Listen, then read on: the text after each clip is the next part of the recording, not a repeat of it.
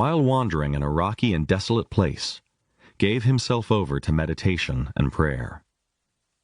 Following the secret instructions of the temple, he gradually freed his higher consciousness from the bondage of his bodily senses, and, thus released, his divine nature revealed to him the mysteries of the transcendental spheres. He beheld a figure, terrible and awe-inspiring. It was the great dragon, with wings stretching across the sky and light streaming in all directions from its body.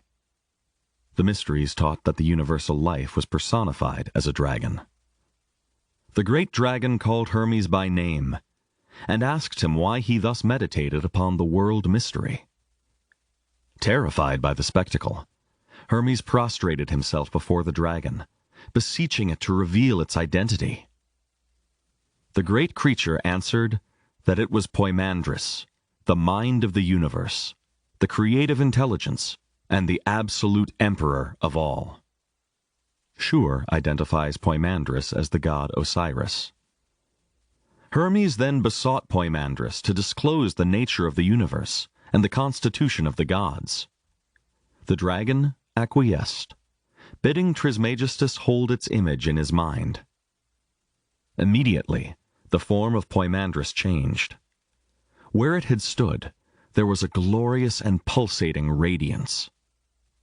This light was the spiritual nature of the great dragon itself.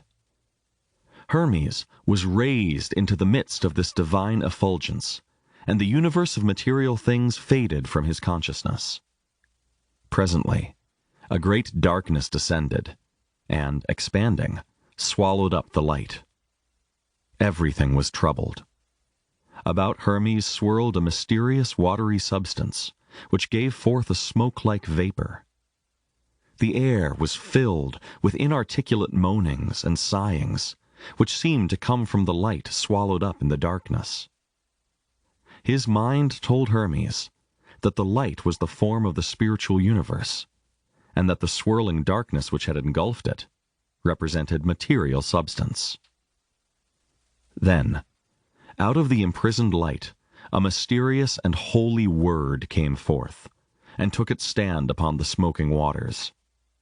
This word, the voice of the light, rose out of the darkness as a great pillar, and the fire and the air followed after it. But the earth and the water remained unmoved below. Thus, the waters of light were divided from the waters of darkness, and from the waters of light were formed the worlds above, and from the waters of darkness were formed the worlds below.